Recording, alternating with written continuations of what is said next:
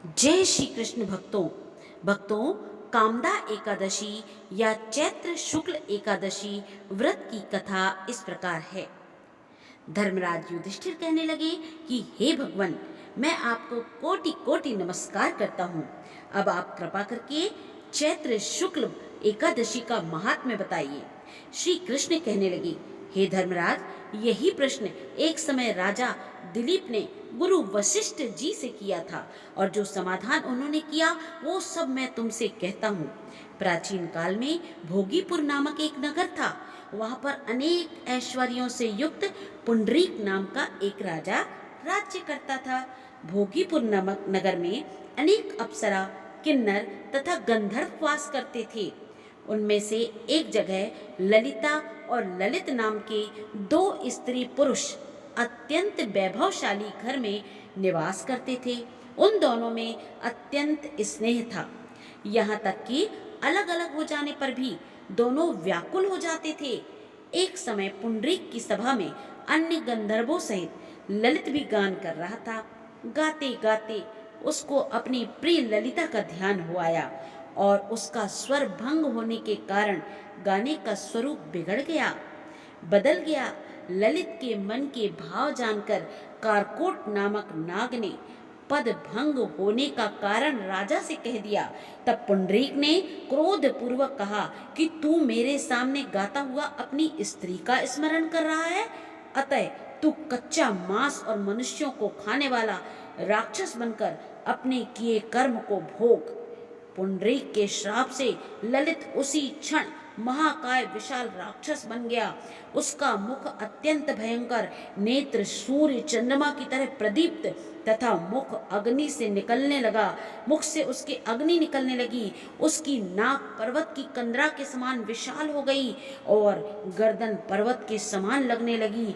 सिर जो था उसका, बाल जो थे उसके पर्वतों पर खड़े वृक्षों के समान लगने लगे तथा भुजाएं जो उसकी थी अत्यंत लंबी हो गईं। कुल मिलाकर के उसका शरीर 8 योजन के विस्तार के समान हो गया।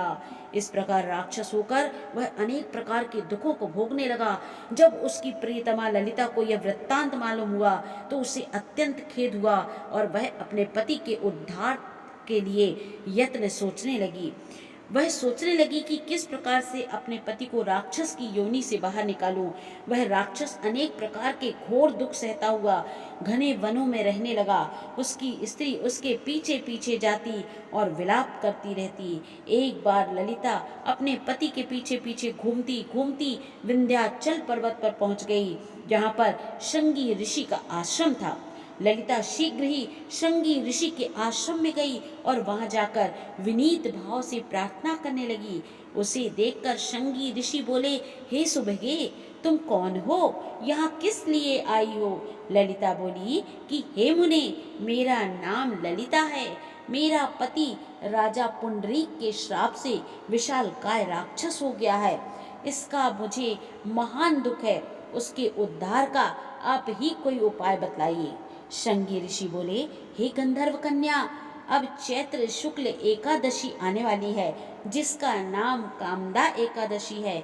इसका व्रत करने से मनुष्य के समस्त कार्य सिद्ध हो जाते हैं।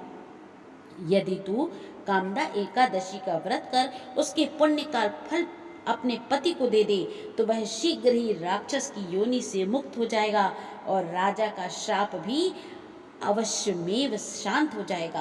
मुनि के ऐसे वचन सुनकर ललिता ने चैत्र शुक्ल एकादशी आने पर उसका व्रत किया और द्वादशी को ब्राह्मणों के समक्ष अपने व्रत का फल अपने पति को देती हुई भगवान से इस प्रकार प्रार्थना करने लगी कि हे प्रभु, मैंने जो यह व्रत किया है इसका फल मेरे पति को प्राप्त हो जाए। और एकादशी का फल देते ही उसका पति राक्षस की योनि से मुक्त होकर अपने पुराने स्वरूप को प्राप्त हो गया। फिर अनेक सुंदर वस्त्राभूषणों से युक्त होकर ललिता के साथ विहार करने लगा। उसके पश्चात वे दोनों विमान में बैठकर स्वर्गलोक को चले गए।